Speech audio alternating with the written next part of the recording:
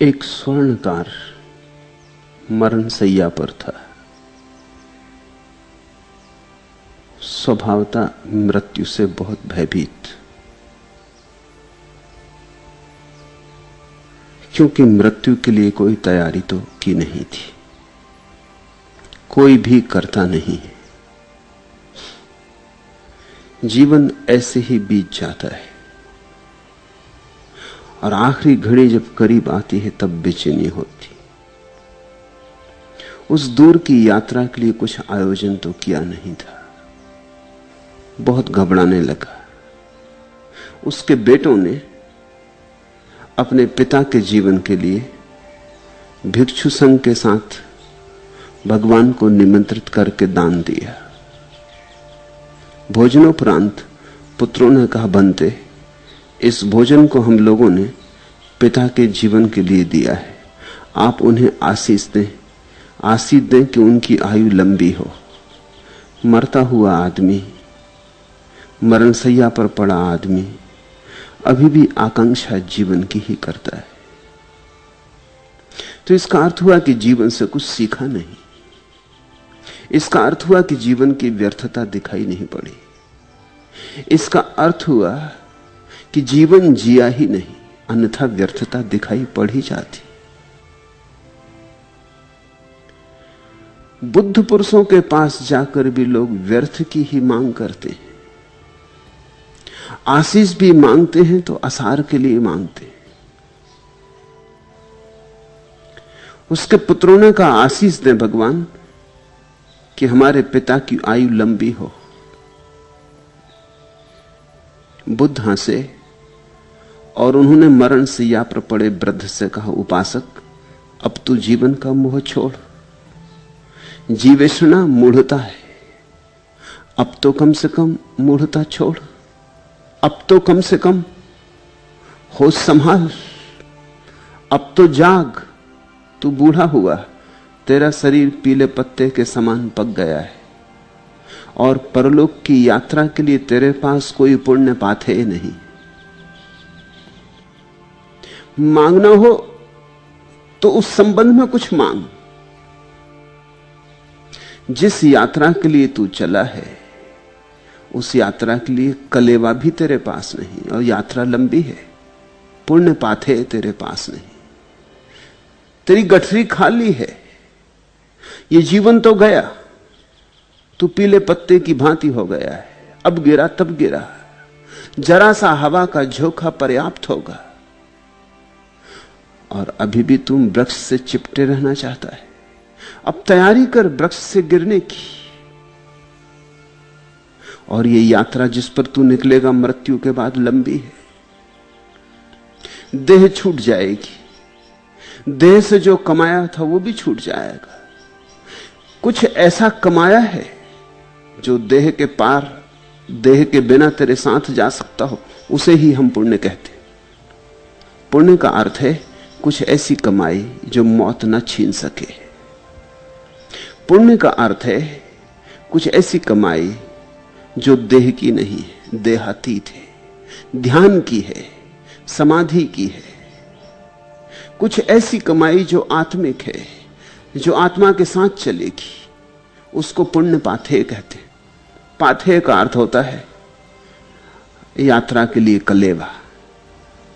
रास्ते में भूख लगेगी तो कुछ पाथेय होना चाहिए। तो बुद्ध ने कहा कि परलोक की यात्रा के लिए तेरे पास कोई पुण्य पाथेय नहीं, और अब भी तू जीवन की आकांक्षा करता है, और अब भी तू मांग रहा है कि और लंबा जीवन मिले। इतने लंबे जीवन से क्या पाया? बूढ़ा, काफी बूढ़ा था, 100 वर्ष का होगा। इतने लंबे जीवन से क्या पाया? अब मूढ़ता छोड़। 100 वर्ष में नहीं मिला तो 2-4 वर्ष और जी लेगा तो क्या मिलेगा? 100 वर्ष में गंवाया ही तो 2-4 वर्ष में और थोड़ा गंवा लेगा, और क्या होगा? बुद्ध ने कहा, अब जीवन की नहीं, अपनी खोज कर। अब अपनी प्रतिष्ठा कर, अपना केंद्र खोज। उसे खोज जो अमृत है, मौत से जूझने का वही उपाय है। मौत से जूझने का उपाय जीवन नहीं है, क्योंकि जीवन को तो मौत जीत ही लेती, सदा जीत लेती। देखा चिकित्सा शास्त्र ने कितना विकास कर लिया है, आदमी को कितनी औषधियां उपलब्ध हो गई, लेकिन मृत्यु की दर तो 100% की 100% है। जितने आदमी पैदा होते हैं उतने आदमी मरते हैं।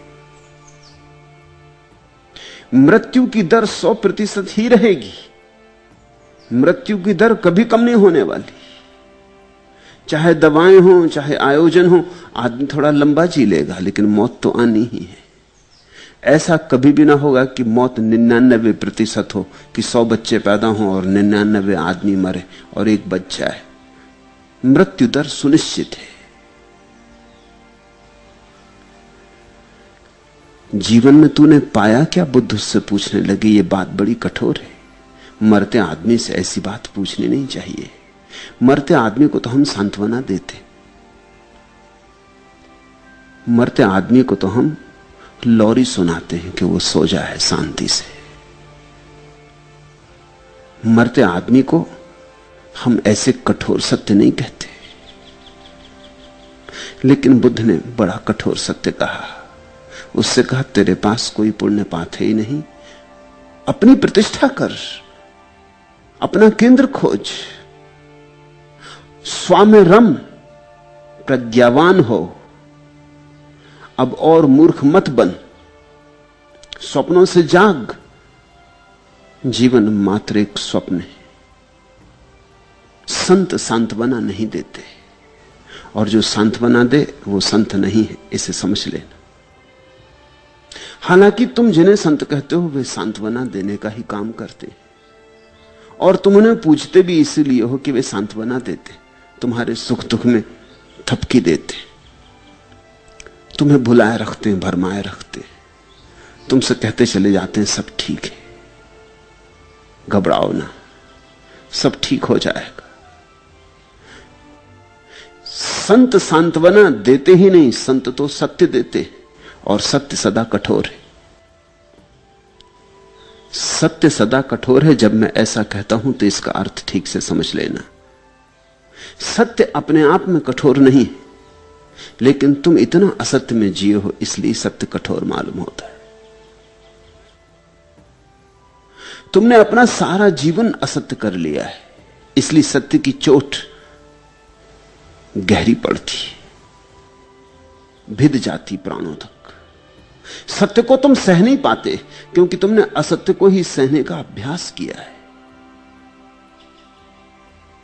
सत्य तो होता है नग्न, उस पर कोई वस्त्र नहीं होते, और न सत्य कोई मुखौटे ओढ़ता है, और न सत्य तुम्हारे अनुकूल होने की कोई चेष्टा करता है।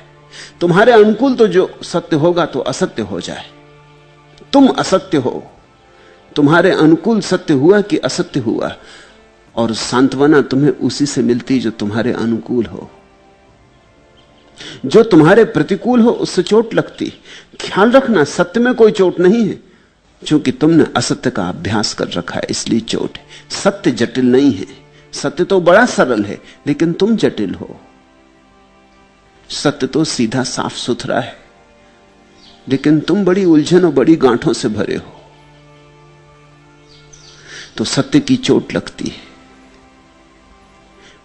संत चोट करते हैं क्योंकि चोट ही एकमात्र आशा है, चोट में ही आश्वासन है, शायद तुम जग जाओ। इसलिए संतों को हम धन्यवाद भी नहीं दे पाते, और जब तक हम धन्यवाद देने को तैयार होते हैं तब तक संत जा चुके होते। जीसस को तुमने धन्यवाद दिया, बुद्ध को तुमने धन्यवाद दिया, हां, फिर मर जाने के बाद तुम हजारों साल तक पूजा करते हो। यह पश्चाताप है, तुम्हारी पूजा पश्चाताप है। तुम पश्चाताप करते हो कि हम धन्यवाद नहीं दे पाए, चूक गए, और यह सदा हुआ है। असंतों की तुम पूजा करते हो। तुम जरा अपने मन की बात पहचानना, परखना, तुम किसे संत कहते हो? जिसके पास जाके तुम्हें सांत्वना मिल जाए। तुम्हारा संत सांत्वना का नाम है, जो तुम्हारी पीठ थपथपा दे, जो तुमसे कहते घबराओ मत, जो तुमसे कह दे मेरा हाथ तुम्हारे सिर पर है, जो तुमसे कह दे मेरी आशीष तुम्हारे साथ है, जो तुमसे कह दे कि प्रार्थना कर लो परमात्मा सब ठीक कर देगा, कि ये मंत्र जप लो, कि ये ताबीज ले लो, इससे सब ठीक हो जाएगा, जो तुम्हें सस्ते नुस्खे दे देता है और सस्ते नुस्खों में तुम सो जाते हो, जो तुम्हें सांत्वना देता है वह तुम्हारा दुश्मन है, क्योंकि उसकी सांत्वना के कारण ही तुम जागोगे नहीं। उसकी सांत्वना एक तरह की सामक दवाई है, ट्रैंकुलाइजर है, अच्छी लगती, मीठी लगती, पर जो मीठा लगता है वो सभी अमृत थोड़ी होता है।